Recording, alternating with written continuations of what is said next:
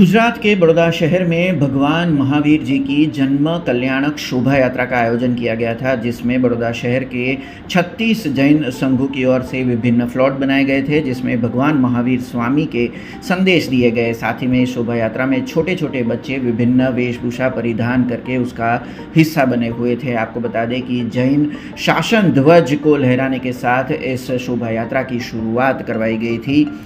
जैन अग्रणी दीपक शाह समेत जो उनकी टीम है, उनकी ओर से इस शोभा यात्रा का आयोजन किया गया था। इस शोभा यात्रा में बड़ौदा शहर भारतीय जनता पार्टी के प्रमुख डॉक्टर विजय शाह समेत चिराग जवेरी, पूर्व मेयर भरत शाह, जिगीसाबेन सेठ, यूनिवर्सिटी के पूर्व सेनेट और सिंडिकेट सदस्य दीपक शाह समेत समस्त जैन संघ के प्रमुख दीपक शाह, महामंत्री उरेश कोठारी समेत कई महानुभावों की उपस्थिति वहां पर दर्ज की गई थी। साथ ही में भगवान महावीर जी की शोभा यात्रा में आचार्य महापद्मशूरी, महाधर्मशूरी, पद्म जयशूरी, आचार्य आगम रत्नशूरी जी समेत कई जैन संप्रदाय के जो गुरु हैं, उनकी भी उपस्थिति वहां पर दर्ज की गई थी। आपको बता दें कि जैन संघ के युवाओं की ओर से 200 साल पुरानी पालकी में भगवान महावीर जी को स्थापित इस पूरे रथ जो शोभा यात्रा है उसके दौरान करवाया गया था।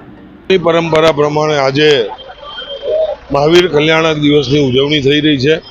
पूर्व संध्या एटले के गई काले अहिंसा रेलीનું खूब मोटा प्रमाण में आयोजन थयुं हतुं।